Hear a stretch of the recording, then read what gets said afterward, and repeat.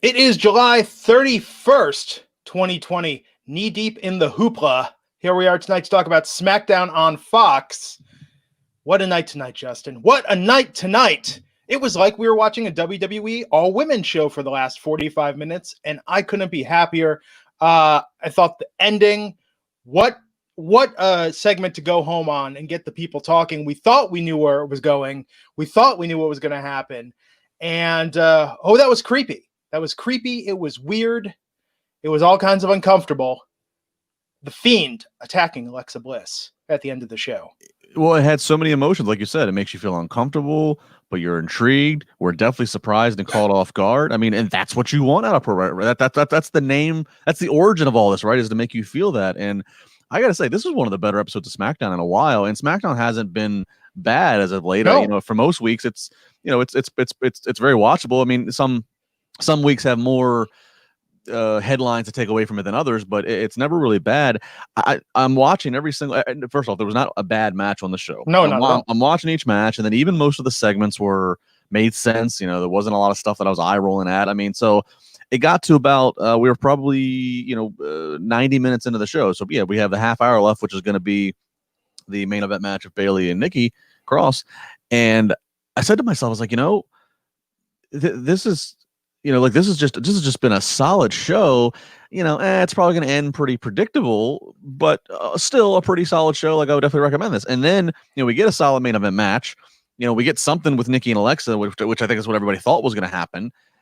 And then we get the swerve of that with the Fiend. And I was just like, it's stunning to me. It's absolutely stunning that Raw and SmackDown are done in the same location, by the same owner, by the same then person who's running creative overall and running the show. It's stunning to me that they are night and day different. Because I think Vince doesn't pay that much attention to SmackDown. Maybe it's crazy. Like, I know Matt's talked about this, and Matt obviously having been a SmackDown superstar once upon a time. Even dating back to as long as 15, 20 years ago when they first had the two brands. SmackDown was always like, it was the B show, but it was always like the better worker show. But then Raw would be the more entertainment flair, the more, more of your reality TV, more of your shock, so to speak. So you could say, all right, well, maybe Raw doesn't have the best work rate, but you're going to get bigger angles, bigger non wrestling match stuff. Now, Raw can't even claim that. I can't think of anything that Raw does better than SmackDown. SmackDown does everything better than Raw. And then again, it's kind of stunning because it's not like we have Heyman on one side, Bruce on another side. Like, it's as we know it, Bruce is overseeing the day-to-day of both, and then you're answering to the same final God in Vince. But I'm telling you, it's Vince. It's Vince not being there. Like, Justin, you've worked an office job in your life. Do you ever have a boss that didn't come in on Fridays? And you found it was like a Michael Scott thing. It was like, when the boss wasn't there, we're more productive. We're doing better work. We're having a better time. It's peaceful. It's harmonious. We're running at 100%. The boss is just bringing us down most of the time. Well, I don't know for a fact. I'd have to do some digging. I don't know for a fact if Vince is as once upon a time Vince was very hands on, to the point of where Vince a lot of times didn't go to SmackDown. This is obviously pre-pandemic when they were traveling. But since Fox came into the place here with SmackDown last October, I don't think, let's remember, Brock Lesnar was on SmackDown, I think. And it wasn't good for a while. I don't know certainly SmackDown has the advantage of only being 2 hours. I mean, that third hour, I constantly will harp the third hour. It doesn't matter if you have the biggest star-studded roster, 3 hours every week is just hard to do. With 3 hours with commercials every week is hard to do. But man, I'm excited to talk about this SmackDown again. For those who missed some of it or are just checking us out, thank you. And if you want a recommendation, watch the SmackDown. It sucks you're not going to be as surprised by the endings. We're going to talk about it and dissect it, but it's still an ending worth watching because there's a lot to wrap your head around of what they might be doing here. Justin Lopez, $5 super chat saying the SmackDown flew by. I looked up and it was 10 p.m. before I knew it. Absolutely. Antoine Fair, $5 saying I take credit for Bray getting that heel heat from my Fiend gets cheered comment. Someone saw it and he's taking credit. He knows he am, but he's doing it, he knows, but he's doing it anyway. And Matt Morgan not here tonight, Antoine. So you won't be shamed for your super chats or giving Raj Giri money. Also, Raj Giri busy tonight. So it's just me and Justin. Who are getting neither are getting the super chat money. No super chat money. Just here to collect a check and a PayPal payment because it's the year 2020. When's the last time you wrote a check to somebody, Justin LaBar? Like actually wrote out a physical check? Today. Did you fax him over a confirmation while you were at it? No, I wrote the check, put it in an envelope, put a stamp on it. I had to walk to the post office. There's one of the post office mailing bins right outside the liquor store at a shopping center down the street. It's for my the landscaping, the lawn care people that help me maintain the property every week. It's funny. They actually are based in, I mean, they're the guy's LLC, the guy's actual house is like less than 10 minutes from me, but I still have to mail him a check. He has no online portal, no way to otherwise pay him. So I wrote him an old-fashioned check, put it in the post office for it to be mailed 2 miles down the road. It's amazing. We're living in the future. That's the only in the past. That's the only reason I still have checks. It's just because I gotta pay this guy, and he does a good job. I don't even know where my checkbook is. Antoine Fair, $5 saying, in all seriousness, on a call, Vince said Triple H was already helping in creative. I'm pretty sure we know where he's helping. You can make the argument looking at tonight. Yeah, I saw Vince said that. I don't know. I mean, it is true. Triple H does, he's not like locked out from creative with Raw and SmackDown, but I think Vince. I think Vince said that to kind of be like to kind of quit back at the person who was who had some questions for Vince that weren't that if you could hear Vince's voice, he wasn't real thrilled to answer these questions. I don't know. I don't know if you can give credit to some of these things as much to Triple H. I don't know if he's gotten that knee deep into it. He's obviously he's neck deep in NXT, but yeah, I don't know. We'll see. Well, there's so much to talk about tonight on SmackDown. How well do you think Bray washed that glove before putting it in Alexa Bliss's mouth? Hopefully got all the swamp water off of it from when they filmed that. Would you rather have the mandible claw applied with that glove in your mouth, or would you rather have Matt Riddle kick you with his bare feet right in your face? Like, I'm not talking about the pain or impact, but just the idea, the lack of hygiene, just the germs.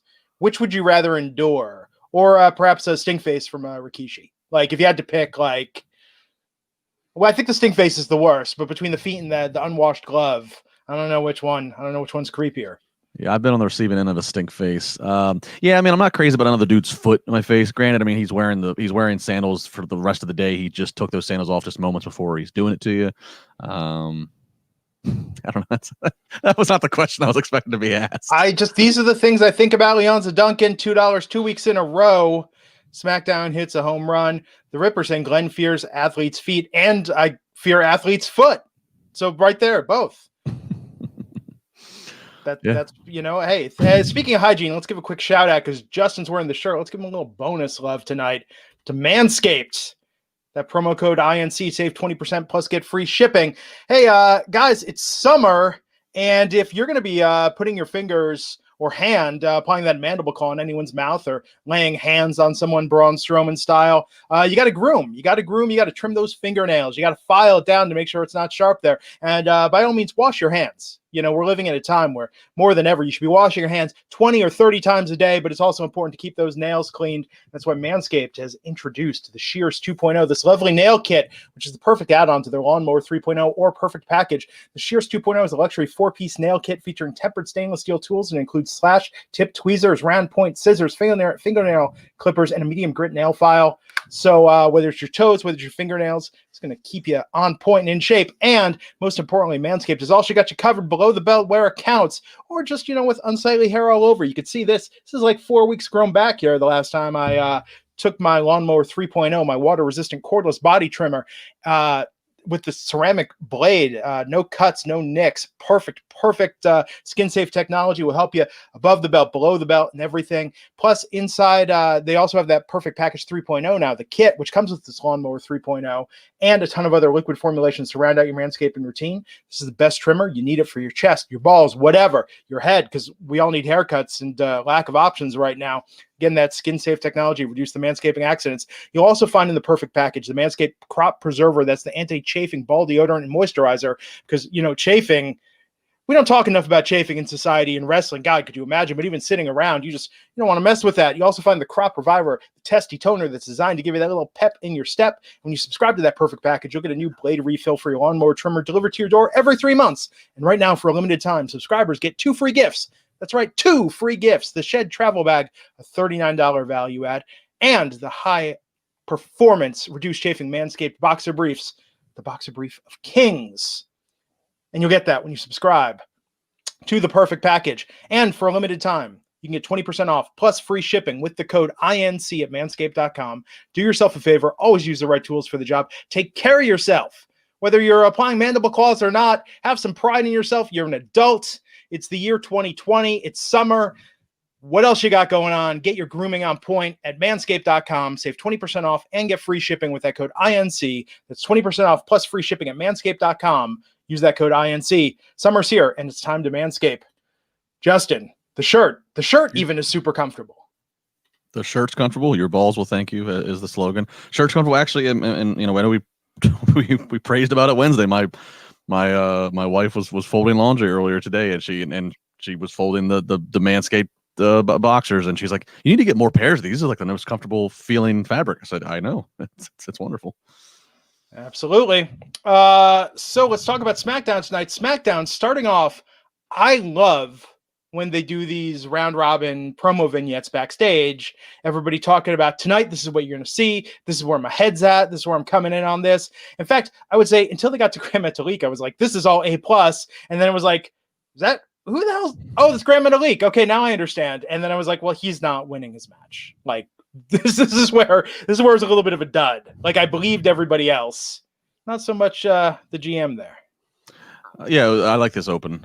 It's a nice change from, you know, for years WWE's other, and not just WWE. I mean, every wrestling company on TV in America does the same thing. They'd open up with a more traditional soap opera kind of recap package of what's happened. This is nice. This is nice just to hear go, you know, boom, boom, boom. You know, reminds me of like the old fashioned Royal Rumble promo. So you'd see 10 of the guys real quick. Rattling off, you know, a quick promo why they're going to win. I like it. And even Grand Metalik, as we get in here to the first match, that was the unfortunate thing. I'm a big fan, as I've said it on here, and I know Matt's not as big of a fan. I'm a big fan of Lucha House Party, of Grand Metalik and Lince Dorado. So when I hear Grand Metalik versus AJ Styles, I'm like, all right, you have my attention, because this could be a great match, and it's different. This is not a pairing we've seen before in WWE. Oh yeah, but it's like, all right, Grand Metalik's not going to win this. He's not, you know, like had Grand Metalik been kind of featured very regularly for weeks and got a few and kept building up some wins, it might have gone, well, okay, this has my attention, but of the outcome. But I knew what the outcome was going to be here. Still a fun match, but you know, yeah, it was a little bit. It's kind of like Cody with these TNT Open challenges, TNT title Open challenges. It's like, you know, I know Warhorse is not coming in to beat Cody. I know. You know, whatever. Like, so that's kind of what this was. I just tried to enjoy it while I could, but I had no, I was not on any edge of my seat for any false finish. Well, you know, the Washington Generals did beat the Harlem Globetrotters like twice. The Washington Generals like twice in their entire 40-year rivalry. So anything's possible, I suppose.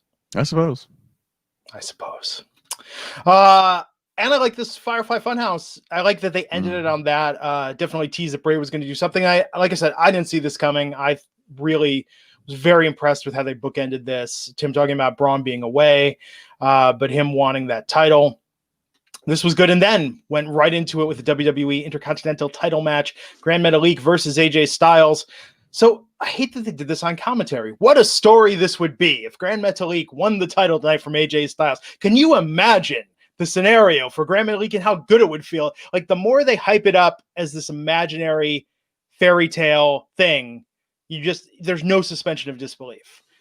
Well, yeah, but you have to, because what are you left to say otherwise? Otherwise, it's just Grand Metalik, an unusual competitor to earn a match with AJ Styles. You know what I mean? That's all you can do. Yeah.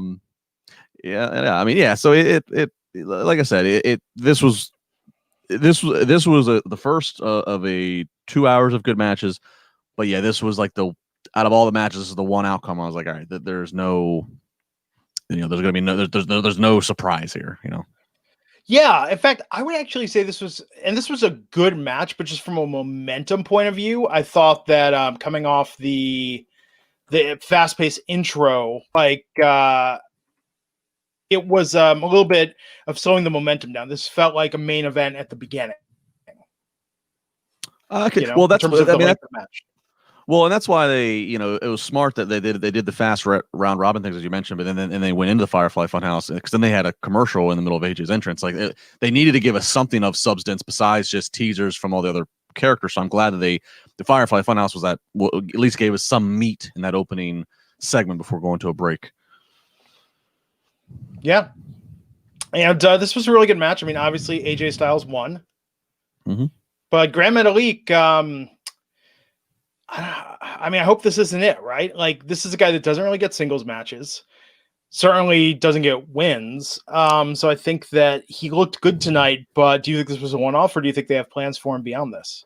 I don't know. I mean, I think they might have plans in general just for he and Lindsay just to be focused, feature a little bit more. We see them later in the show, which we'll get to. So, I mean, we'll see. I mean, look, right now it's all about attrition, right? I mean, if you're a WWE talent who can stay healthy, and I'm not talking about traditional ligament injuries, I'm talking about also can you stay healthy free from testing positive. If you're one of the ones that shows up in a thin locker room, they don't have a choice, right? I mean, so they wear masks, so they're already ahead of the game. The Lucha House Party. True. Well, and after AJ Styles taking shots and attacking Lindsay Dorado. So I'm assuming maybe he's going to face Lindsay in a one-on-one match and then maybe a 2-on-1 handicap match with Lucha House Party versus AJ. I'm a big Lindsay fan, so I'm all for having him get a singles match. Love this backstage. Baron Corbin giving Shorty G life advice. This was kind of different for Baron Corbin, and I thought this was fantastic. Him telling him, like, hey, this is what you need to do to get opportunities. I've always been pushing you. Yeah, I think this is a really good pairing, and this could work out really, really well. Yeah, this was good. It was kind of funny. Corbin just kind of playing it off like he's always been cool with Gable, and I thought this was one of the better. This was a really good interaction here.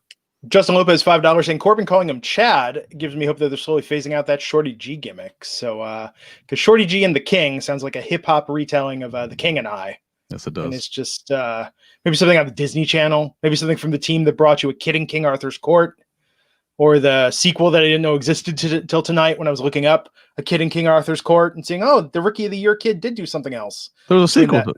Yeah, like the Kid in Aladdin's Palace or something like that. It was like 1998. He must have done this right before American Pie. Oh, wow. Yeah. Did not know that. Saw King and King Arthur's Court in theaters. I didn't pay for it, but I did see that in a movie theater. I had it on VHS. Yes. Wasn't like Daniel Craig in that? Keira Knightley?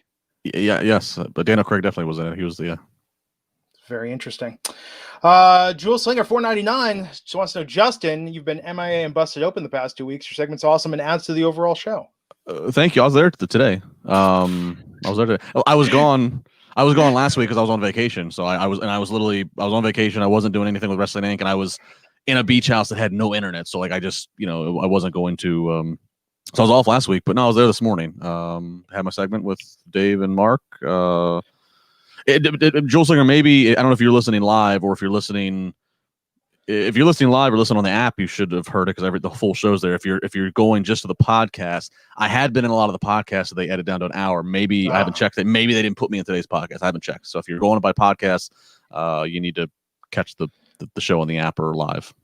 So beach house, no internet a week. Did you do anything? Did you learn to sail? Did you enter a regatta? Like what was this vacation like? It's a beach house in Bethany Beach, Delaware. My family owns, and so it's fortunate to have it. And it's one of those no internet. There's a have the pool.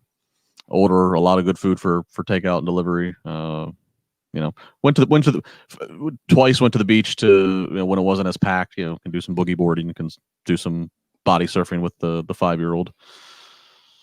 Nice. Sounds like a good time. I've been staying in my condo with the wife and 5 cats. 5 cats. Yes, we watched a lot of heist and con artist movies last weekend, including David Mamet's House of Games, and then things change with Don Amici and Joe Mantegna, which I never saw in the late 80s. That was a delightful film. I'm really, really glad I finally watched that. 5 cats. I wouldn't be able to stay with you. I can't do cats. Oh, love the cats. Zach Eisendrath, $9.99 super chat. First off, Zach, you need to become an indie wrestler just so, and you keep your real name just so you can have a catchphrase. It's like you're going to feel the wrath of Eisendrath. Like right there, it writes itself. It's perfect. That'd get over in bingo halls everywhere. Zach saying, Glenn, it's finally my buddy Nick's wedding tomorrow. Ooh, rebel. Taking his life and his future in his hands, getting married now. Out of all times in American and world history, now is the time. That's commitment. Be like, baby, I just can't wait. Pandemic ain't doing nothing to slow down my love. He's not going to meet anybody else right now. That's true. It's true as well. I mean, maybe at a certain point, it's kind of like, hey, there's other, maybe it's a better idea to get married right now. We don't know how long this is going to go on. Zach saying his friend is a huge fan of the show. Any last minute advice for the groom? And when should he take the blue chew? Well, the advice again, he should repeat the words, baby, a pandemic can't slow down my love for you. Like, we must make this commitment now. I think he takes the blue chew right before he takes the vows, and then after says, I do. Then it's like, okay, excuse us. We got to go. They'll just assume you're taking photos or doing other wedding business. But, consummate that quickly, especially if you're afraid that she might wise up and try and annul the marriage before she realizes that, she's too good for you. All right, well, let's say he's not going to sneak away and do that. If they're at the reception, when does he take it? Does he do it before the toast, after dinner, after the first dance? Like, what? Blue Chew acts pretty fast. I mean, we're talking like 20 minutes, 15, 20 minutes. So don't think like, oh, I'm going to take this now and I'll be super ready later. I mean, I don't know the situation. I don't know what a wedding's like right now in a pandemic. I mean, if they're getting married and then they have like a limo ride between there and wherever the reception might be, and if the limo ride is just the bride and groom, then yeah, I guess you could do what you said, so you can get it in the limo, put the partition up. But I mean, if he's got Eisendrath and the rest of the party that's there, I mean, that's not going to work in the limo. So I don't know. It's tough. I was really weird about getting married. Like, I always thought, and I think maybe it's one of those things, like my parents got divorced when I was 10 and I had commitment issues as a younger man. And I was like, oh, I don't know if I want to get married. Like, I used to follow that Gene Simmons playbook a lot, where it was like, well, you can be with someone, but you got to worry about prenups and this, but marriage, that's like a big deal. And then I finally got married. Well, one, I had the realization. I said, if I'm going to be with this woman forever and I want to do it eventually, there will be no perfect time. So let's do it now. And I swear to God, after we got married, I was like, why did I wait so long to do this? Like the tax advantage, the healthcare advantage. Like they're all like the fact that there's a huge tax advantage to getting married. The wedding gifts, we were able to have and that was the thing too. We were broke when we got married, but we were able to have a very nice honeymoon thanks to the generosity of our friends and family. I'm just saying, like, we went to Disney World, but and this marriage thing has worked out great for me, and I feel like an idiot for not being more excited about it. That comment of the first thing out of your mouth is the tax. That reminds me of The Breakfast Club when they're all like sitting on the couch, they're dumping their wallets and purses out, and the one guy asks Brian, the nerdy kid, he's like, "Why do you have a fake ID?" And he goes, "I can vote."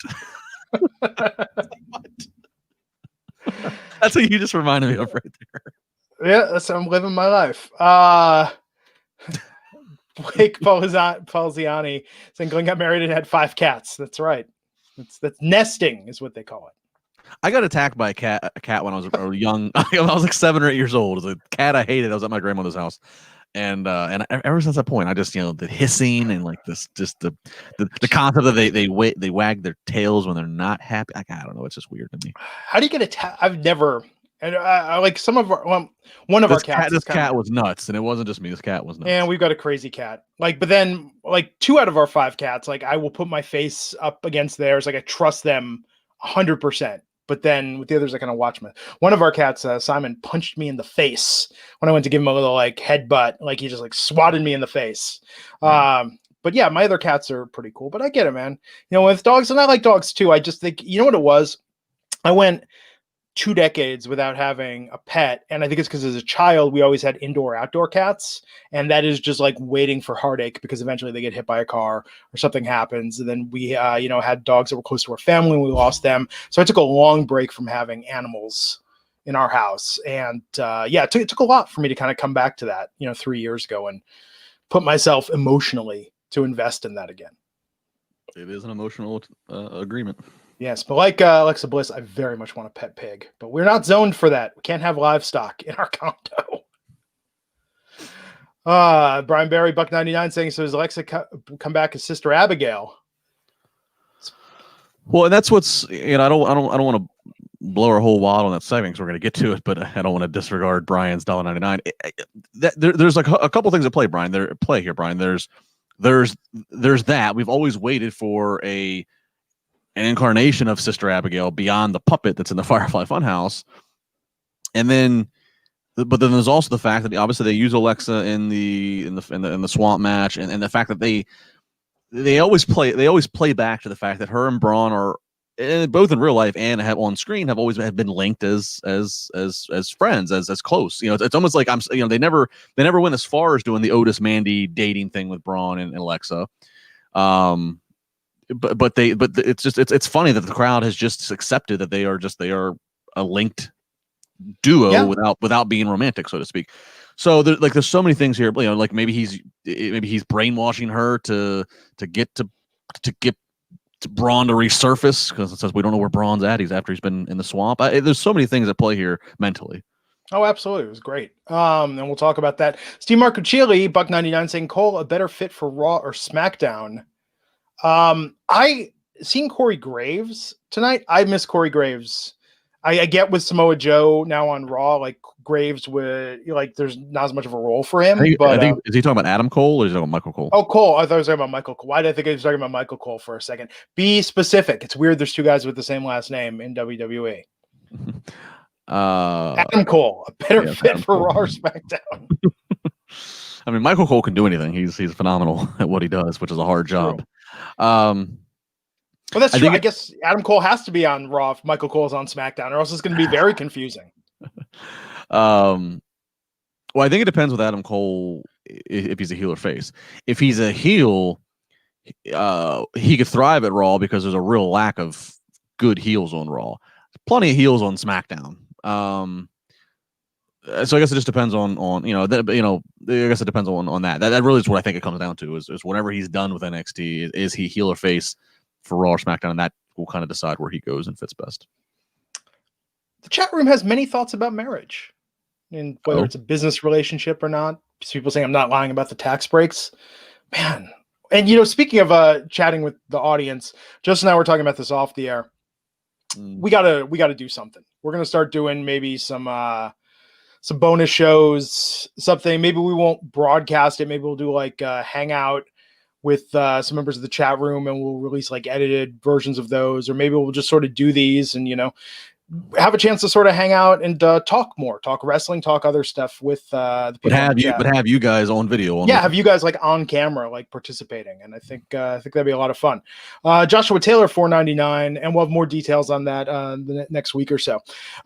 Joshua Taylor, $4.99, saying, do you think WWE will actually allow a solid push for Chad Gable? I think he's going to be Corbin's sidekick, but I think that's good for now, given how much they believe in Corbin, and Gable can navigate that into a launch pad for something down the line, hopefully. Yeah, I think hopefully with him being a heel, him taking a heel turn, at least he's going to go after this King's ransom. I hope that they let him go and be Chad Gable, not Shorty G anymore. Somebody tweeted me this tonight. It was a really good idea. It was kind of like the idea of him, of Chad Gable, if he does stick with this. Well, I mean, he doesn't need to have the name Shorty G, but no matter what he's called, maybe the heel version of him is like kind of touting how. I think the person that tweeted me said, used the word heroic, which I thought was a good term. How heroic he is for being so small but having to face such bigger people. And, wait, like the movie Rudy, like he's just so small but he tries so big. Yeah, essentially, yes. Love that movie. How many times have you seen that? Isn't that guy from your neck of the woods? No, he goes to Notre Dame, which is in Indiana, right? Yeah, but I thought he grew up in Pittsburgh. I've only seen the movie 2 or 3 times. It's not. Really? It's okay, but it's not. I think it gets a little. I know because it's based on a true story. I think it gets a little overhyped, honestly. Huh. Interesting. Actually, Joliet, Illinois. For some reason, I thought it was Pennsylvania. It's all the Rust Belt's all the same to me. I mean, there's a lot of football history here. I mean, Joe Montana's here from Pittsburgh, played football here. Dan Marino played football here in Pittsburgh. I mean, there's a lot of football. LeVar Arrington. A lot of.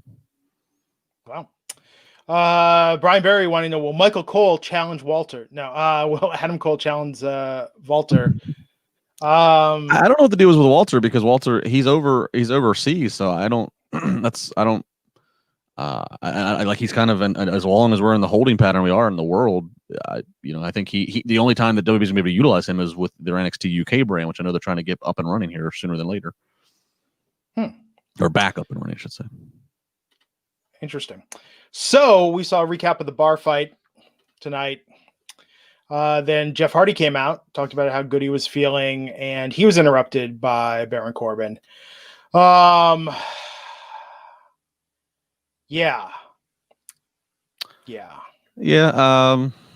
I mean, I guess at least it looks like they're moving away from Jeff and Sheamus. I mean, like Sheamus even cut a promo also saying like, Jeff's no longer his problem. A lot of intersecting things here. You got Corbin interrupting him, but then Corbin's also got ransom out over on a bounty on Matt Riddle's head. Riddle and the match with Gulak. This was where it was like there's a lot to untangle here. There was, and credit to Michael Cole in commentary is so we get it goes into Gulak and Corbin having a match, and it was a good reminder of, hey, Gulak, he's the guy who trained Matt Riddle in pro wrestling when Matt was making the transition from MMA to pro wrestling. So like that was good. I was like, okay, now this makes sense here. Now and that was I thought just a good key point that they kind of kept trying to drive home. That makes sense. And then Riddle coming out, rushing the ring, but then Gable dropping Riddle. Yeah, and another good, again, commentary note here. Matt Riddle, who's the babyface, Matt Riddle slides in the ring and just starts, just as Corbin wins, Matt Riddle slides in and starts ground and pounding on Corbin. Now Matt Riddle had not been provoked in that moment. And so that's not a traditional babyface thing to do, but good on commentary to say Matt Riddle, he got blindsided a few weeks ago by Corbin. He's getting revenge now, and Corbin's got this bounty out. So again, it just brought a little context to like what's going on and why it's happening and why it does make sense. And then Gable, I like this. I'm okay with it. Better than him being squeaky clean babyface. This was good, and I actually liked Riddle mixing it up without being too much of the focus, if that makes sense. Yeah. Riddle seemed like a member of the roster tonight for the first time. Yeah. Maybe that's a bad thing. Maybe you want guys that are larger than the roster if they're going to be true superstars, but he felt more integrated tonight than, and maybe that's a different tactic because remember when Bobby Roode showed up, when Nakamura showed up, these guys did not feel like a part of the roster. That's a good point. No, for a long time. Yeah. I mean, Matt Riddle, he's another part of what makes SmackDown feel big. It feels like, there's a lot of interesting things on SmackDown and people. Fiend, Braun, Riddle, AJ, Drew Gulak is a hell of a talent. There's just so much that's interesting. And Raw has talent. And I'm not saying Raw is the shit side of the roster because it's not.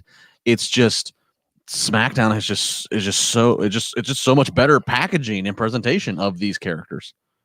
I think Seth Rollins is bringing down Raw right now in a way that. And I would like to apologize for anything bad we ever said about Roman Reigns or feeling like he was overshadowing or dominating the programming, because I feel like Seth right now is just so forced and such a drain on Monday nights.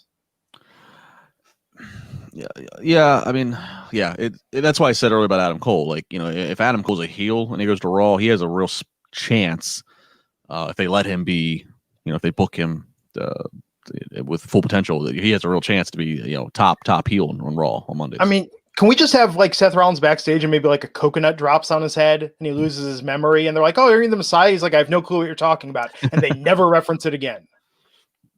Yeah, it's been a wild 12 months for Seth. The babyface thing, or naturally just fans just turned against him, and then so they just went ahead and followed it, which was good. They listened to the fans, and then he, has that Hell in a Cell match with it was with the Fiend, right? And they blundered that, and then they remake up for it a couple of weeks later at Saudi Arabia where they had the Fiend actually beat him. And then Messiah stuff, and Messiah thing is really the dumbest storyline. I'll take 3 hours of the hacker storyline rebooted, as it were. Michael Rouse wanted to know, is Bobby stuck in Canada? I think Bobby, Sammy, some guys are dealing with travel restrictions or just Bobby Roode. Yeah. I don't know if he lives in Canada or not. I mean, he's Canadian. I don't know if he lives there though. Yes, I don't know. I kind of always thought that he was one of the Floridians. Now. Yes. And surfing. Roman did not work as well as they wanted it to. But Roman, his run, I would say everything since he came back up until COVID was really good. I liked how they were using him. Although my favorite thing he ever did was still the feud with Braun. I still think that was the best of Braun and the best of Roman's careers thus far. Yeah, no, that was good stuff. And yeah, when he came back after, going into remission and yeah, he definitely had it felt better. I think the fans also gave him a bit of I don't want to say a pass, but I think the fans warmed up to him a little bit. It's almost kind of like that, like they kind of appreciate him a little bit more. Yeah, and that's a we don't know when we're going to see him again. Already our entertainment $2 saying for our separate chats we should talk horror films, gameplay, Geek Inc. talk geek stuff. I mean, it's all blends with wrestling, and that's why this last segment tonight impressed me so much, because I think that Bray has brought back that horror element to professional wrestling, and I would argue that he's doing it in one of the most inventive and relevant ways possible, which is funny that saying something retro is relevant now, but I think that they're just going more over the top with it than they have in a long time. Well, and the biggest key is you really have to let Bray, the person, stay in firm control of it. I know for a fact that back, speaking of Seth Rollins, back when they had Seth, find the Firefly Funhouse and just attack Bray in it.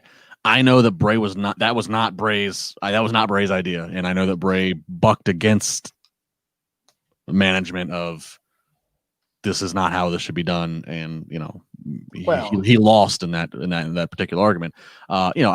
Its sense in the grand scheme now is made up. It was not like it didn't kill the Fiend and Bray. We've been able to move past it and kind of forget about it until I just brought it up.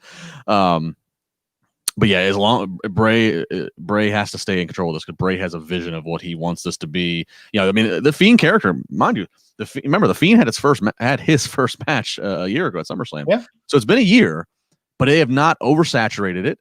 Mm-hmm. And mind you, it's been a year. He's been champion.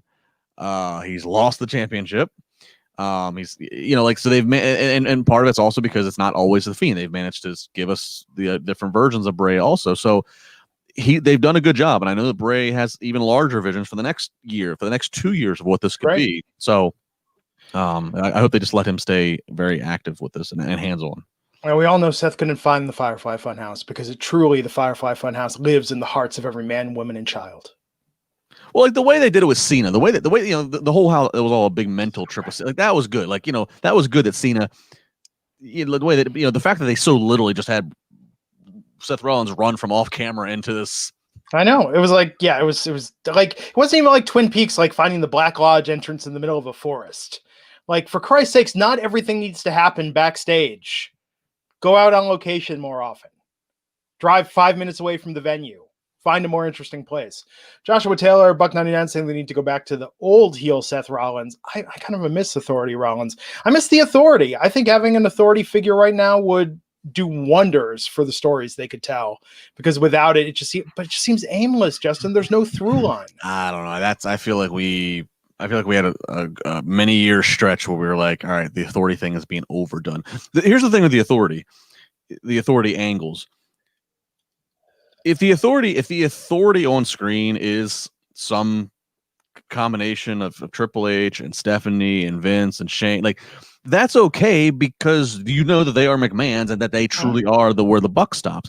The problem is when they try to make me believe and make it matter that and I'm not trying to pick on her because I really like her, that Vicky Guerrero, she's the general man, or whenever they just try to or even Baron Corbin, Constable Corbin, like it's like, no, if they actually let the real people who are in charge, who are also very good polarizing on-air figures that play heels really well, when they let them be the Authority, I buy into it, because I'm like, all right, there's, I think we've talked about it before, and I think I've talked about it with Nick Hausman on Wrestling Daily. If the best thing they could do if they want to do anything like that, especially in these times, is to shoot a reality show style. Let us see. Yeah, and this would especially work when you had Bruce and Heyman with their respective shows. Now that's not the case, but show Heyman pitching to Vince, I want this, and then Bruce doing this, and here comes Triple H and for Wednesday nights, and just to let it blend with how things really are, but amp it up. Yeah. But if you had the idea that Triple H, had picked Bayley and Sasha, and they're dominating the women's division right now, and Vince said Lacey Evans, that's what a women's champion should be, and like Lacey was Vince's girl on screen. Yeah, that would be a very, very good angle. Yeah, and it gives that. There's that endorsement now from Vince that Mr. McMahon. There's an endorsement there that helps the heel run in Lacey. It basically just exploits what every fan in 2020 knows happens, which is there's politics. That there are wrestlers that are favorites of certain people, and there are wrestlers that aren't. And then sometimes they're favorites of this person. I mean, there's conflict. I mean, it's just exploiting and just. Well, like they're doing with Naomi and the hashtag, which we'll talk about, but I think this would give it a little extra weight, and I think Lacey then could have a larger role in the women's division, that she doesn't need a title, but she's a good heel figure, and I like that they're taking her back to being a heel now. The babyface thing seemed very half-baked, even though her real-life story is fantastic, but they never leaned into that. Ethan Kaufman, $6, saying that was the most interesting ending to the WWE show since Orton attacked Edge. Being an Alexa fan, I'm interested to see where this goes. Absolutely. So where are we at in the show right now? I was listening to Greg Carr saying they should move Rhea over to SmackDown. She should be the one that dethrones Bayley. There's a lot that they could do right now. But I think Bayley and Sasha, though, are clearly the star. I mean, they're the biggest stars in WWE right now on any of the shows. They're getting the most airtime each week. They're getting some of the longest segments. It seems like they're getting the most free reign. I do not get the sense that anything they're doing is scripted.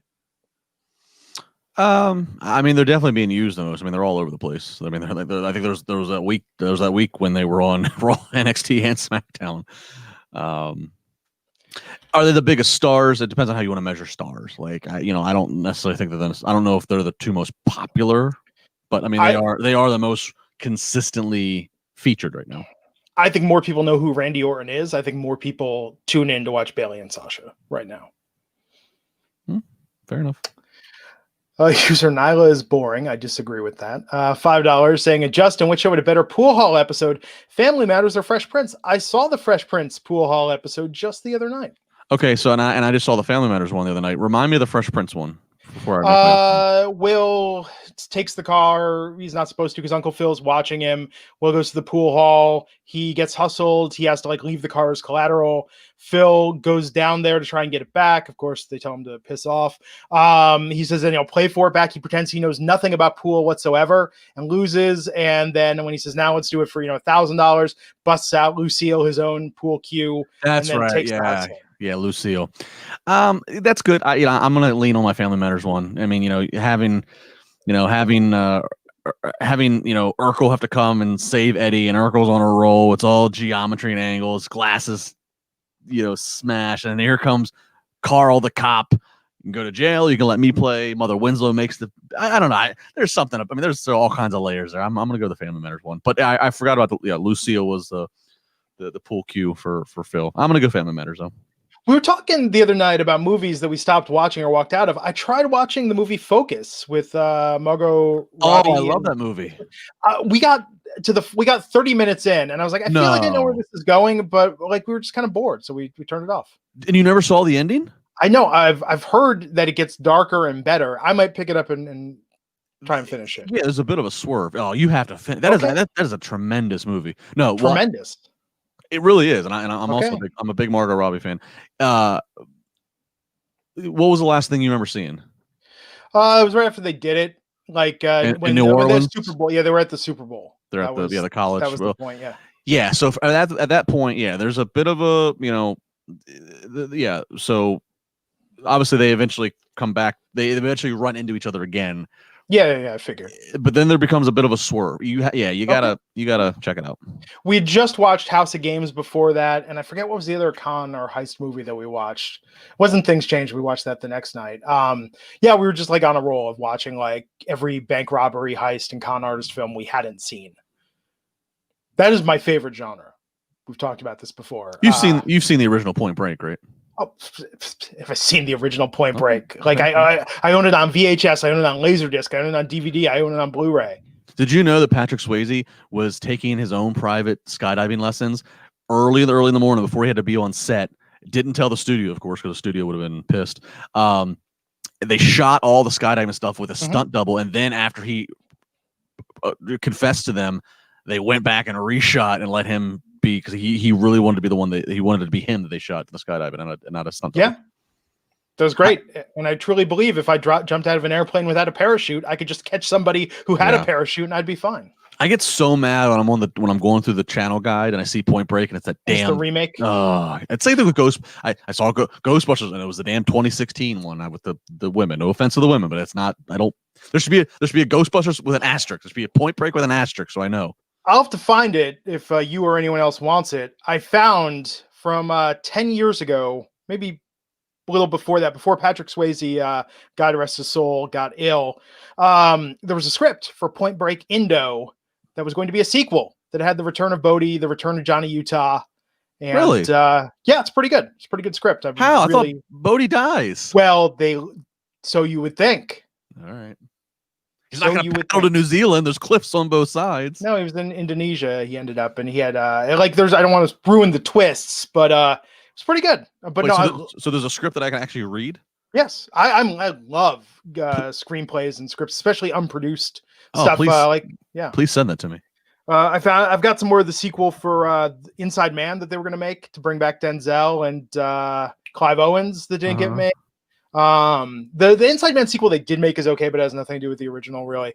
But yeah, I love unproduced screenplays. And lately, what I've been doing is when we watch a movie, if it's something I'm really into, I'll go on to try and find it, or in some cases I'll buy it if I need to, just because I want to see what scenes didn't make the movie, what was changed. My wife laughs at me. I am an IMDb trivia nut. Every movie I've ever watched, and any new movie I watch, my first thing I do is I deep dive and go in through IMDb to the trivia, and I start. Yeah. No, I'm with you, man. But yeah, screenplays, and I find at night that's a nice way to have a little screen time that it helps me wind down to read that as opposed to watching something before I go to sleep, which is good. Savan Vavar, $5 saying, Justin, your feelings on when Eddie got beat up by the gang? That's a good episode. It's probably second to the most serious, in those first couple seasons when they were still more reality based, before Urkel starts cloning himself and time machining and everything. I mean, that was a pretty, the only one that's more intense is the gun episode when one of Laura's friends gets shot and Laura thinks about buying a gun. And then they do a PSA at the very end after the credits where Jaleel White speaks normally. It's the first time, right. This is pre-Stefan. So you had not seen Jaleel White not speak as Steve Urkel. The only thing that bothered me, Savan, about that whole episode, the leader of the gang is Chain or whatever, and it's the same guy they had be Curtis and a love interest that dated Laura throughout and reappeared throughout seasons. That always bugged me that they recast. That's not a lot of shows. The Law and Order did that. Well, yeah, I know, but that just really bugged me that they. 21 Jump Street, Depp's original partner is later the perpetrator in a crime. It's a whole thing. The Ripper wants to know, did I watch Heat? Of course I've watched Heat, and it is probably the best heist movie ever. That's what, De Niro and Pacino? De Niro and Pacino. Yeah. It's good because it's 4 hours long, or 3 hours long, but still, both perspectives. Ripper saying Den of Thieves. Den of Thieves is fantastic because it's actually not a great movie, but it thinks it's a great movie. It thinks it's Heat, but it's actually very watchable. It's not perfect, but I gotta say The Town. The Town. The Town. Yeah. And I was pissed that I watched the original cut, not the director's cut first. So I'm just waiting long enough to go back and watch it again when I've kind of forgotten it. How big is the difference? It's half an hour. Really? Yeah. Including a different ending, I think. No, really? Yeah.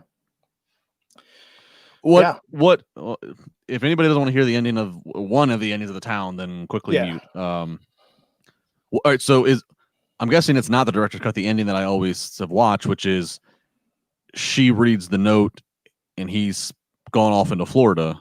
I believe that's not the. I heard, and maybe this was cut. I think it's either the director's cut ending or it's the ending they didn't shoot. But originally, it was Affleck is getting away and then gets jumped by the guys they beat up earlier in the film.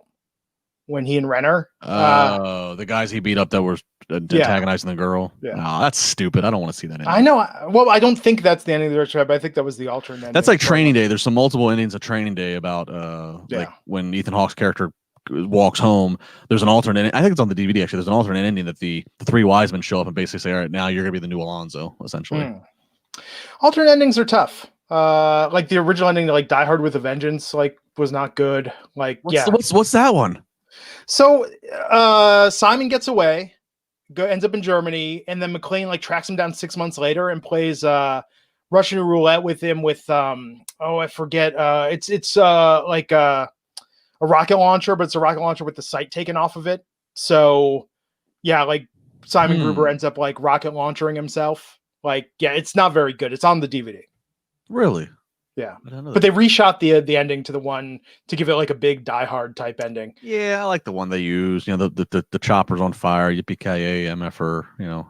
Yeah. And wasn't that Die Hard? Wasn't that also wasn't that script somehow adapted from a Lethal Weapon script? It was yes, from a book, I believe, originally. Well, no, let's see. Walter Wager wrote 58 minutes. So every Die Hard movie was adapted from something that wasn't originally Die Hard. The first one was the sequel to the movie The Detective, with Frank Sinatra. Yes. The second one was based on a movie book called 58 Minutes by Walter Wager, which was about a guy his daughter was on a plane.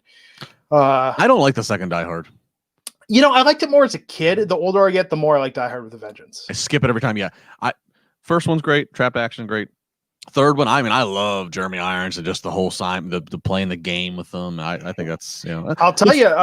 So when I was 8 years old and I took my IQ test, and it was like I had the one-on-one interview, I solved the water bottle problem when I was like 8. Mm-hmm. Wow. And like that, I guess, was a big deal at the time. But I remember that. So when I sat there, I'm like, I know this. I was asked this question when I was 8 years old, and I figured it out. 3-gallon jug and a 5-gallon jug. The fourth Die Hard actually is not bad with Timothy Olyphant. It's not bad. Yeah, but they could have stopped at 3 though. Yeah, absolutely.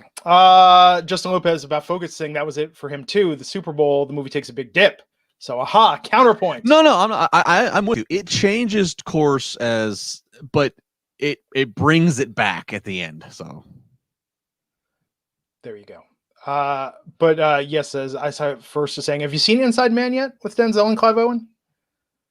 I feel like I have, because as soon as you said it, I knew Denzel and Clive Owen popped in my head, but I don't remember much about it. So maybe I think that is the best bank robbery film of the last, probably since Heat.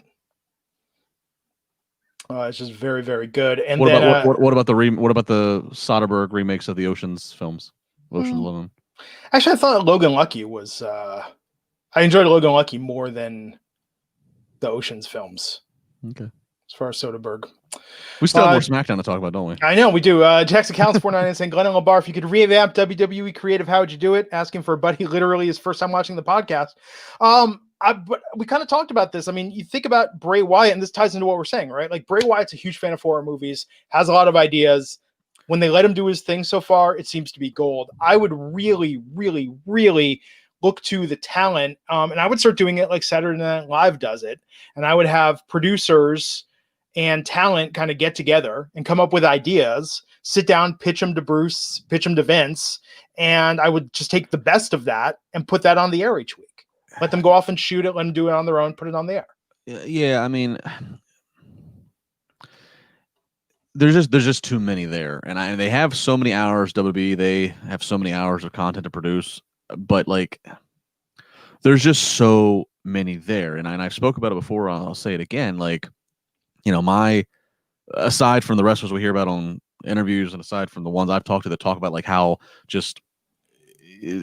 difficult of a system it is, and you stand in line to try to just get Vince's ear, and there's so many other people you have to shuffle through. Like, you know, I talked about it before. I went through the process of interviewing for a creative job. I was reached out to by a recruiter. This was 5-6 years ago with WWE, and I got all the way to the final stage of being interviewed with Ed Koskey and Dave Kapoor, who were the head writers at the time. And I remember actually even talking to Cody Rhodes, who was with WWE at the time, and he was, you know, saying, well, what are you going to pitch? Because, you know, they're going to ask you for a pitch. And I think at the time, they asked me to pitch and make a storyline. I made a pitch with storyline with Rusev. Rusev was like the new hot thing. I think it was late 2014, early 2015. And all I can tell you without making the story much longer is after doing that and then just going through all the steps and then realizing like all the different people and pieces there and like how things work and how the communication works. And this is just an interview process. And now I'm like trying to apply this to like what day-to-day life is. Yeah. When in WWE, it's just, there needs to be a middle ground because you can't just not have some writers and some quality control, because I think that's where some of the faults that AEW has at times comes into play. Like AEW is great to let the talent be so active in what they're doing, but you do need some quality control. But there's some middle ground between the extreme too many cooks in the kitchen that WWE is doing versus the just go with it and hit your times that AEW is doing. There's a middle ground, and that's the revamp. It's and what sucks is there are some really good creative writers that are at WWE who, unfortunately, their stuff as the way they see it and pitch it doesn't get to happen that way on TV, because it's, by the time it's gotten around the table, sometimes literally and sometimes metaphorically through emails and phone calls and travel, it's just an unrecognizable idea. There are some really talented creative minds that are at WWE, but the system is broken. It's just not that streamlined. And NXT works well because NXT is Triple H, who's very in touch with certain things, a good core group of writers and producers, some former wrestlers, some not, and then the talent involved. NXT is the middle ground essentially of AEW and of Raw and SmackDown. But that's the difference, though, is that Lorne Michaels doesn't rewrite everybody's sketch. You've got a head writer, you've got people that review it, and if it's good enough, it makes it on the air. But you let people go there and do their thing. And I think that when WWE does that, when they get out of talent's way, yes, it shouldn't be like AEW where there's no oversight or editorializing whatsoever. But I think it does.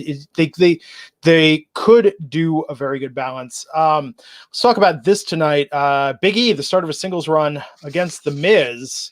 Big E looking dominant in this match, not a squash by any means. Actually more competitive than maybe it should have been, but Big E getting the win with the stretch muffler submission.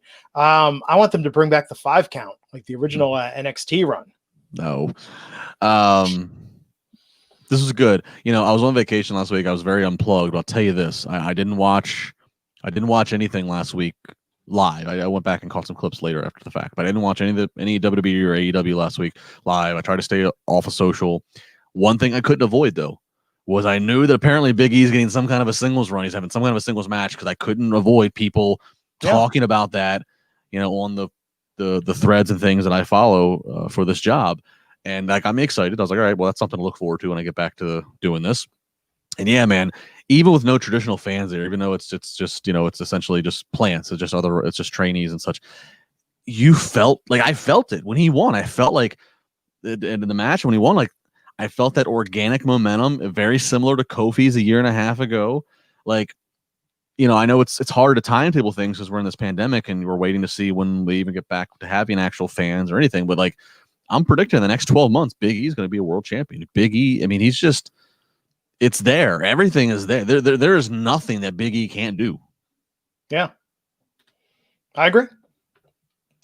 Justin Lopez, $5 saying I used to give my creative wrestler the stretch muffler, aka the Brock Lock, as their finisher. It's a dope move, and I hope Big E keeps it as his finish. I thought he looked great tonight, and he's got so much charisma. He's so good on the mic. I even loved him rolling down to the ring. I almost wonder if that's the thing, though. I almost wonder, because he's not as controlled. You know what I mean? Like Drew, you could tell is he and Vince are very same page. It seems very aligned with what Vince wants in a world champion. I do not get that sense from Big E that he's gonna, play ball. I don't know if it's that interpretation, but I just think it's strictly. I think Big E just goes out there and does what Big E wants to do. And not to say that he's doing anything wrong or he breaks rules, but I just think he just. I just think he does what he wants to do. I don't know. Yeah. Yeah, I mean, there's just nothing the guy can't do, and there's nothing the guy can't do, and I don't want to politicize things, but certainly, with Black Lives Matter, and then Big E's very open wearing, with what he wears his arms. I mean, it shouldn't take this. He could have been world champion a couple years ago, but like, it just adds to if he becomes world champion and they put actual investment behind him, investment that's long overdue as a singles guy.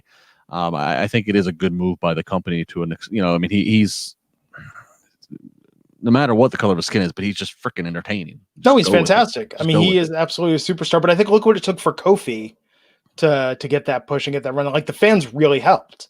Like the fan response really helped build that. And I don't know now in an audienceless era with no crowd, I don't know if that could happen. But maybe social media alone will work. Hope so. I think Biggie, sky's the limit on this guy, and it's long overdue. We saw Cesaro and Shinsuke celebrating backstage their tag team championships. They were interrupted by Lindsay Dorado and Grand Metalik, making their second appearance of the night. They were kicked out of the championship celebration and were taunted as they left.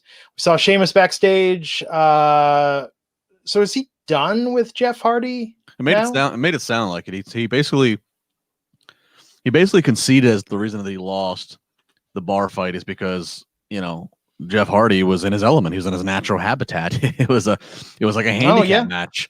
And so it basically, you know, kind of just says, Jeff, go on, be your, you know, live your demon-filled sin life. And I think he said something like, you know, Jeff Hardy's no longer my problem, which is bad news for everybody else on SmackDown, because that means, you know, I'm coming for you, or you're all my, or, you know, something like that. I love Sheamus's look. He's dressing like Sylvester Stallone in the movie Fist, which I'm assuming you've never seen, but he looks like he's post-Depression era, maybe around like World War II, working a job, loading boxes down at the dock. He's dressed like one of the guys that Leonardo DiCaprio won his Titanic ticket from in the game of poker. Yes, it's a freaking badass look, especially when he takes the suspenders down. Mm-hmm. Like he means business. This is good for him. I hope they give him something worthwhile beyond this. I'm all for Sheamus. Yeah. Vince probably likes the look because it reminds him of his childhood because he's that freaking old. Okay. Vince is a Carolina redneck. I don't think he ever quite dressed like that. There were docks. There are docks in Carolina. Dock workers, maybe. Don't fact check me on this one. Lacey Evans versus Naomi. I like Lacey's promo at the top of the show. I mean, this match was intense but short.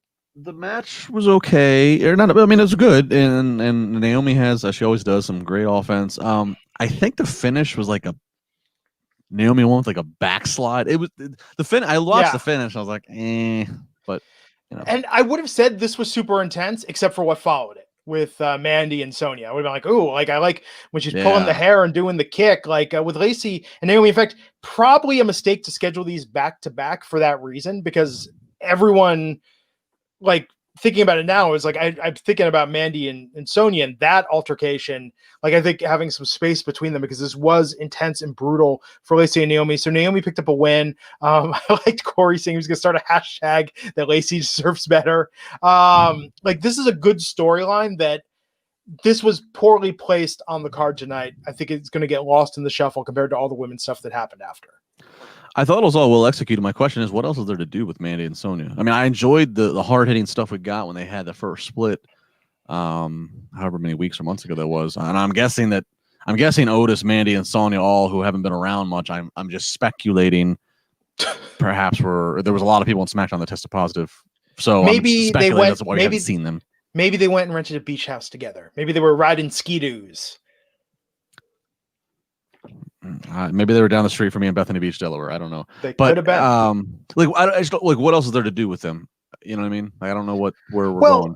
I love Sonya and I love Mandy and I love like Sonya. Like, it was a great execution. I just don't know what else there is to do. I like Russ 512 saying Sheamus should be on Raw. I would buy Sheamus versus Drew McIntyre more than Dolph versus Drew McIntyre. I think. Yeah. Yeah, Sheamus looks credible in that outfit. I like it's kind of a nice rebrand for him. But no, so we had Mandy backstage with Otis. I just like Mandy like reading off a list of food. Like, that was enjoyable. I just want Mandy to like describe my meal to me before I eat it. Well, and you know, there was like a little bit of sexual innuendo going on, and it was good.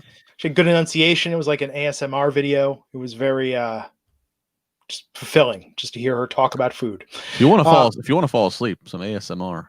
Oh, that'll do it. Let's listen to Mandy talk about buffet meals. No, I thought that was good with Otis, but then I liked Mandy backstage getting made up after, and Sonya coming out there. Sonya like smearing the lipstick on her, cutting her hair. I was even hoping when she had the Clippers, I was like, oh, please tell me they're going to go this far with it to sell the brutality. But this was like, I'm trying to think, what other, probably Naomi and Lacey, like, this is the start of having more brutality in these women's confrontations. And it's not what you're expecting. You know what I mean? I mean, something about the way they're doing it, even with Sonya, that like that vitriol and the way she's talking at her, like this is not Nia Jax hitting Becky and breaking her nose with like a wild punch. Like this is viciousness that we do not normally see in the women's division. It is. And what's nice is that we're seeing in WWE and NXT, you know, for a longest time, the female storylines were just the female feud was just based around, I want your title. But like now with like, with Sonya and Otis and the Mandy thing, that it's not about title. There's about an ugliness inside and a friendship.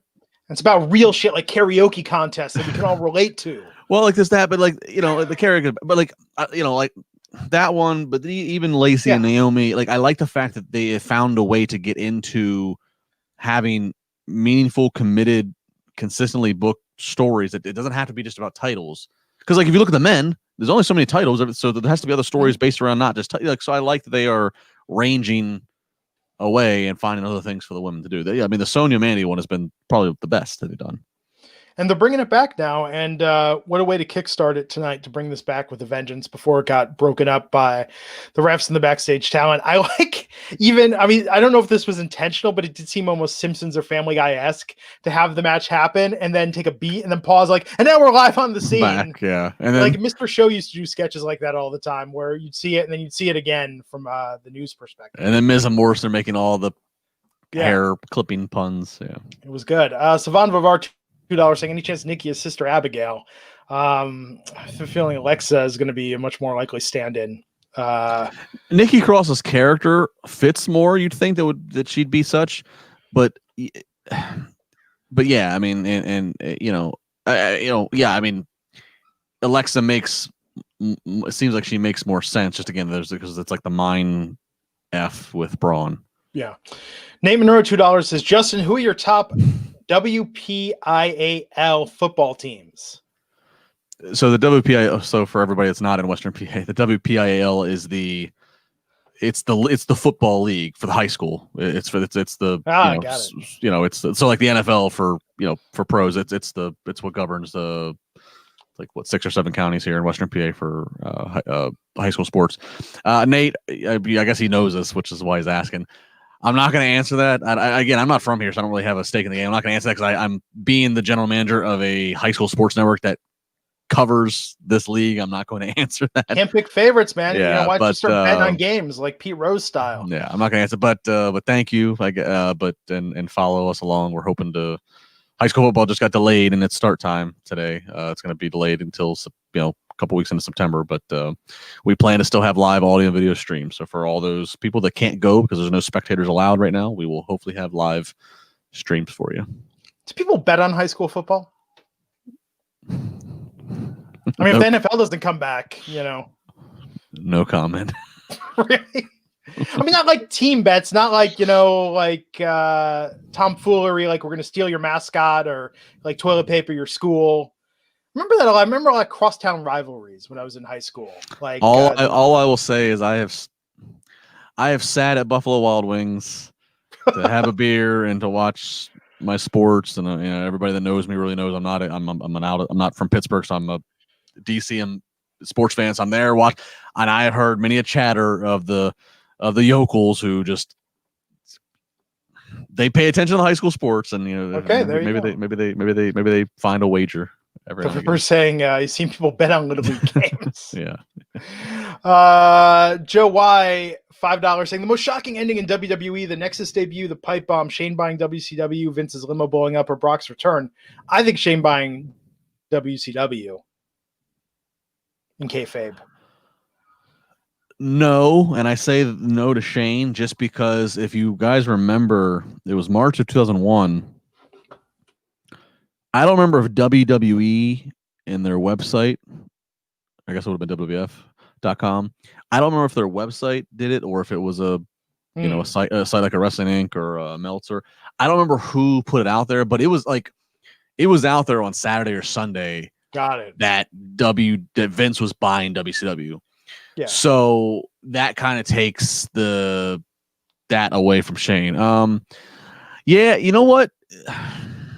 Nexus debut was big, but it's again, put it in context. It was a bunch of guys who were unknown. I mean, they did a great, couple, Dana Bryan, Wade Barrett, a couple of them did really good things. Now, Punk's pipe bomb's pretty close because it really felt like, holy hell, what's this guy saying? The only thing was like they let him talk for too long. So again, hindsight 2020, you're like, well, Vince is not going to let a live microphone go on for that long.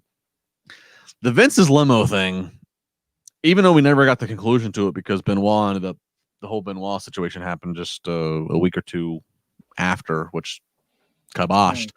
The Vince's limo thing, we had never seen anything like that before. Yeah. Yeah. You know, I mean, I think there's a story even. I think that's a story from, I don't know if it was like Sam Roberts or Opie and Anthony or somebody in New York. I think there's a story of like when that happened, like Donald Trump or somebody like actually thought it was real. Somebody thought Vince was dead. Stock took a hit. The stock dove. I was interning for 106.7 WJFK radio in DC that summer. And I remember like there being like press, like I remember like it was treated very much as like there was a very weird, blurred, macabre line of like storyline wrestling kayfabe and like the chairman of the board of this publicly traded company is dead. Yeah, I mean, I guess it's doing things on the biggest level possible. Let's talk about the main event tonight. And I love that this was the main event. Nikki Cross versus Bayley. Nikki getting her rematch for the SmackDown Women's title. And lengthy match here. I mean, this was good. I think Bayley and Sasha were in top form as always, doing their shtick. I think Nikki got a chance to wrestle like a real main event match against Bayley, which was great. But ultimately, Bayley did win and pinned Nikki. But look, I mean, after this was really about what happened after the match. So a lot of people were speculating, oh, this is going to be a big thing. We're going to have, Alexa and Nikki, something's going to happen. Most people on social media thought Alexa was going to turn heel. That's what was thought. Yeah. And instead, Alexa looked like a caring friend and Nikki just kind of shoved her. And I remember thinking like, that's it. Like, yes, exactly. That's right there. They pulled this trick again, and then NXT originated a trick. NXT did this first. They put I forget the name. Yeah, the trademark. Yeah, I'm trying to. There's a television. Chiron. Well, the bug. Yeah, there's a name for what that tag. is. Yeah, nonetheless, they put it up. Everybody knows what I'm talking about. It's the symbolizer in the final seconds of the show. They NXT did it before when Ciampa turned on Gargano. They put it up, and you just think, okay, that's the big ending. Is that we're going to see the dissension of Nikki pulling apart from her best friend Alexa, and then all of a sudden, lights, sound effects. When the lights went down, my first thought was like, show's over. I guess everyone's going home. Like just leaving Alexa in the ring. Like we got an out time, everybody. Yeah, this is again. All right, so there's the connection of Alexa and Braun. Then there's is Alexa going to be the incarnation of a Sister Abigail? Savon brought it up early in the chat. Maybe Nikki started having a freak out moment because she sensed the Fiend was coming, and she does have a connection. So there's that. There's so many different mythical ways to go this. And then let's just get to what actually happened. The Fiend, long-standing, I mean, like really milks it before he does the mandible claw. And like to looking Alexa. at her, and she's looking like freaked out. Right. But at the same time, though, scared, intrigued. Is she under his spell? Like I was like, is she going to rise up and take his hand? Right. She was a part of the swap match. So what rapport does she already have with? Well, I think she was a vision in the swap match. I don't think that was really supposed to be her in kayfabe. Maybe, but maybe we find out otherwise. This was again. I've said this a couple times about things that have happened in this pandemic era. This is on top of the list. I wish I could hear a natural crowd reaction because WWE does not often do intergender violence, especially if they do any intergender, it's the woman getting something on them. We've seen Zelina Vega Hurricane Rana a guy on the outside of an Andrade match, or we've seen that. We don't often see anymore a male aggression on a female. Yeah. So to see, and never mind aggression. Never mind. It's one thing when it's a wrestling move, a body slam, a hurricane rana, something very choreographed. Filthy glove. This is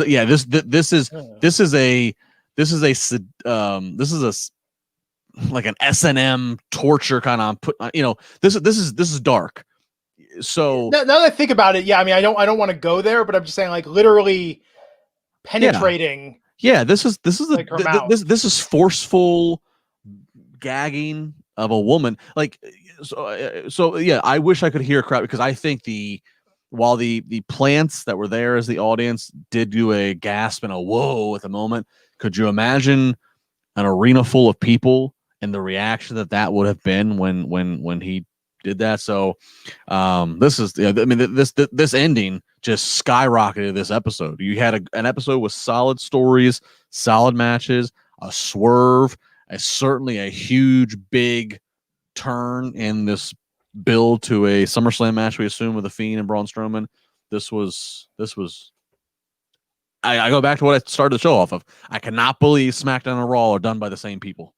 Yeah, I mean, it was creepy because it was to an extent taboo, so forbidden. So this idea that it was like, this is really, I really thought she was going to take his hand, or maybe put his hand over her mouth and like kidnap her, something like that. And it was just kind of like, ooh, the mandible claw. Like, it's weird to think about. I mean, this gender has nothing to do with it. Like, that's a creepy freaking move anyhow, regardless, right? I mean, but yeah, to see this like from a male-female interaction seems very not WWE. Yeah, it was.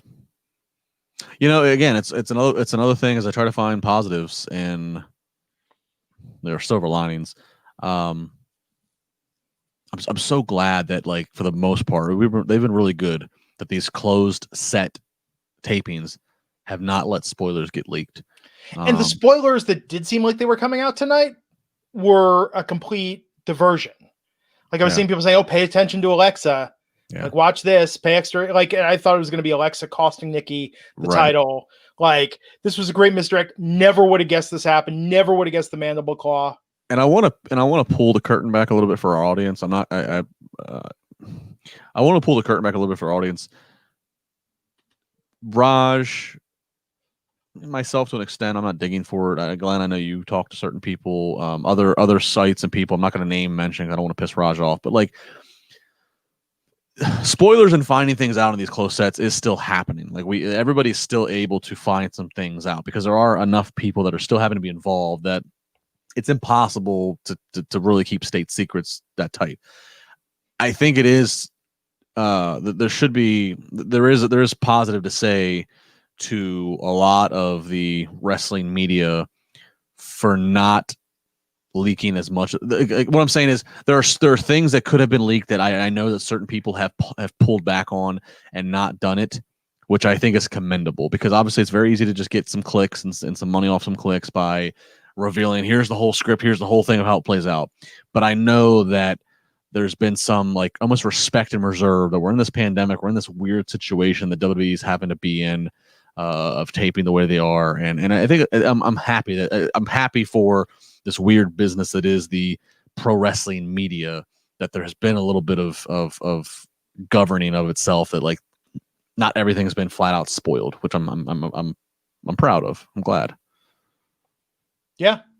And it's interesting, remembering this now from when Alexa was on Stone Cold Steve Austin's podcast. She's a big fan of horror movies. Oh, is she? Yeah, they were talking about what was the one? Don't Breathe. It was around the time that had come out. Like, she was talking about, she was a big fan of that one. Wait, is that the one with the girl from Suburgatory and the dude in the house and the I don't want to spoil it. Don't Breathe, actually, like, if you haven't seen it, Don't Breathe is like seriously one of the best horror films of the last 10 years. What's the one with John Krasinski that he directed and acted in where you can't, like, speak No, that was A Quiet Place. Yeah, okay, that's it. That was good. It was a little more sci-fi, I think. I mean, it was scary. My wife just actually had me watch it just recently. I was like, wow, I was actually really hooked into it. Dude, you want to see something, if you watched Hereditary, like, you want to see something really just like to like mess you up a little bit. Like, Hereditary is like creepy as hell. Like, that was good. But Don't Breathe is definitely up there. But thinking about that now, like, Alexa being a fan of that genre, man, I hope this isn't a one-off. Like, please let her and Bray dance a little bit, and don't have Braun just save her. I don't want to see her tied up and Braun makes the save. Like, let's get weird with it and just follow this through to the natural progression, because this could be brilliant if having a true horror movie fan collaborating with Bray on this could really take it to the next level. Yeah, I mean, as I said earlier, Bray's very hands-on. He's got, I mean, they did the Firefly Funhouse segments, the original ones here in Pittsburgh. Tom Savini, all the great horror guys here in Pittsburgh that were under the George Romero learning tree. I mean, so there's plenty of resources here to make this quality, and I agree. Don't make this as cookie cutter as Braun just needs to go and save her from the spell. Let's mind trick this a little bit. And I got to think that Bray's on that path. So let's hope that they let him follow that path. The only thing that has me worried about this, and I know this isn't related, and this has been news for a while. I mean, I knew about it a while ago, but it was announced. Alexa Bliss has her podcast launch coming up. Like, they really need to keep kayfabe separate and let her do her thing here and not, you know what I mean? Yeah. Like, because I don't even want to project or spitball ideas of where this could go. But yes, if this is she's held captive and Braun rescues her and that's the end of it, like, I give this a 5. Yeah. Even if it's the best executed possible. But to make this a 10 out of 10, they have to really let her go nuts with this. And if she's a disciple of Bray, or not even disciple, she's like the Harley Quinn to his Joker, this could be fan-freaking-tastic. Sure. Yeah. I agree. But yes, this tonight was uncomfortable, but intriguing. Very much. I mean, again, this was one of the best SmackDowns in recent time. There was literally something. Everything was there. But the ending, man, that ending. And it sucks that it was on Friday. That, like, this on Raw would have really. It'll be interesting to see kind of the cycle. You know what I mean? This going on a Friday to then what this does. God, but it was the ending of Raw. People probably would have been tuned out by that point. They probably would have missed it. They would have been hearing about it on social and on YouTube. Nate Monroe, $2 saying, I think they do too many title matches on TV now. I think that's what they think draws ratings. Yeah, I agree with that. Savan Vavar, $5. Justin, you said it. Does WWE care more about Fox because it's bigger than USA? Well, I mean, the best we know, Fox is paying them more money than what USA is for Raw. Fox's deal with SmackDown's more money. But that's a weird thing. Is that, like,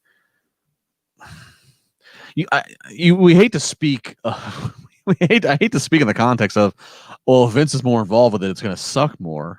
Because here is a guy that basically is this is a guy who is a genius to a certain extent, who got the business to where it's at now. But yeah, it kind of feels like people are being left to their own devices and creativity with SmackDown, and he's micromanaging more with Raw, again, because Raw is traditionally the flagship. Yeah, I don't know. I don't know what to answer that with, whatever it is, SmackDown is just, and I do think a large part of it is, if SmackDown had to add a third hour, I think I'd probably be more sour on SmackDown, because, again, 3 hours every week is just, that's not supposed to be the case. 2 hours. Yeah. Well, let's talk about the ratings quickly before we wrap this up tonight. Yeah, ratings, and then we have one exclusive news from Wrestling Inc. Real quick, AEW beat NXT again, so AEW's got a couple weeks now going. AEW drew 773,000 viewers. That is down 8.5% from the week prior, but still, that 773,000 topped the 707,000 viewers that NXT got. That number for NXT is up 15%. So AEW went down, NXT went up compared to the previous weeks, but still, which is shocking. Yeah, it is. But still, AEW gets the win. AEW won the 18-49 demo. Again, AEW won that 18-49 demo, down 6% from their 18-49 demo number the week prior. NXT up 6% from their week prior. So NXT made improvements from a week prior. AEW went down in all measurements, but still AEW with the win. I'm gonna say, not to beat a dead horse, it's because NXT opened with the women. I think that grabbed people and got them watching. I think that opening segment really helped NXT compared to AEW's. Yeah, people can go back and watch our Wednesday post, but I'll just sum it up. NXT is a solid show. It's kind of a nice even keel. AEW has some lows to me, but it also has some really good highs. They're just AEW is hard for me to take my attention away at sometimes, and I critique AEW pretty hard. And I know I get roasted sometimes by some of the people that watch this podcast that I'm like an AEW hater, but I'm openly saying I have a hard time taking my attention away more segments than not from AEW compared to NXT, and I have to watch them live because we do these podcasts right after. So I'm hard on AEW at times, but I'm also nonstop watching them. So. The other bit of news real quick. This is an exclusive on Wrestling Inc. You can go read the full thing, but I'll just give you the quick cliff note. Matt Cardona, of course, formerly known as Zack Ryder for the last, almost 15, no, not 15, but at least 12 years in WWE. Matt Cardona made his debut on AEW Dynamite this past Wednesday. Wrestling Inc. has learned, though, it's not a long-term thing right now, that he is only, at this point, agreed to a 5-appearance deal with AEW. And obviously, the first appearance was this past Wednesday. The next one is going to be next Wednesday when he's in a tag team match with Cody as his partner up against 2 of the guys from the Dark Order. So, I mean, that could change. Obviously, they could try to get him to sign something longer between now and the expiration of those 5 appearances. But right now, he's not committed anything longer. That's interesting to me because we're in a pandemic with the indie wrestling circuit not really being fully alive. What I mean by that is, if we were in normal circumstances when the indie companies across the country and the world are in full force and there's conventions and signings, and when guys are out of WWE and they're on the indies, they get to keep all the money for the merch and intermissions. They get their flights and hotels all paid for, which isn't always the case in WWE. They get to command really good booking numbers, booking payments per shows because they're coming off of WWE TV. If all that was there, I could see Matt Cardona saying, all right, I'm going to go to AEW, reestablish myself on national TV for 5 weeks because Zack Ryder wasn't on TV a lot these last couple of years. I'm going to reestablish myself, and then I'm going to go work the circuit for a year or two and make all my a la carte money. That option's not there. So I'm shocked that Matt Cardona has not signed a long-term deal right off the bat. He still could in the next 5 weeks, but I'm shocked to hear that. But Wrestling Inc. has it. I know that Fightful.com has confirmed Wrestling Inc.'s reporting, so it's there. So that's the deal. Matt Cardona is on a 5-appearance deal for the moment. Could be brilliant. Yeah, could be brilliant. But if the 5 appearances happen and then he actually doesn't sign a new deal, that's just shocking to me because there's not a ton of. I mean, he could go do Impact, I guess, but there's not a lot of other places to go make money right now. True. Not that he needs the money, but you want to make it while you can make it. Yeah, but do you think AEW, though, at the same time is thinking like, hey, maybe let's do something short term? We got a lot of guys we can't use right now because they can't travel. Like, there's uncertainty. Maybe AEW floated this idea. Maybe. Yeah, I mean, that's possible, and I don't know. But we'll see. I mean, maybe they're going to do a measurement. Maybe they're going to measure his 5 appearances and see what the numbers do and see if a guy who was Zack Ryder, who his last prominent thing was won the Intercontinental title. I was there at WrestleMania. Lost it the next night. Was it in Dallas? Yeah, lost it to The Miz the next night. So maybe they're going to see what I know. Cody's a big fan of his. He's vocally, publicly spoken about it. But maybe AEW wants to say, "Hey, is this guy? Is the Z True Long Island story still a big deal?" We'll see. We shall see. On that note, he's at Justin LaBar. I'm at Glenn Rubenstein, and we'll be back here Monday to talk about Raw. Myself, Matt Morgan, Raj Giri, ? Until then. Not me. I'm not supposed to be there. Time will tell. Time will tell. Until then, have a great weekend, everybody. We'll catch you back here on the Wrestling Inc.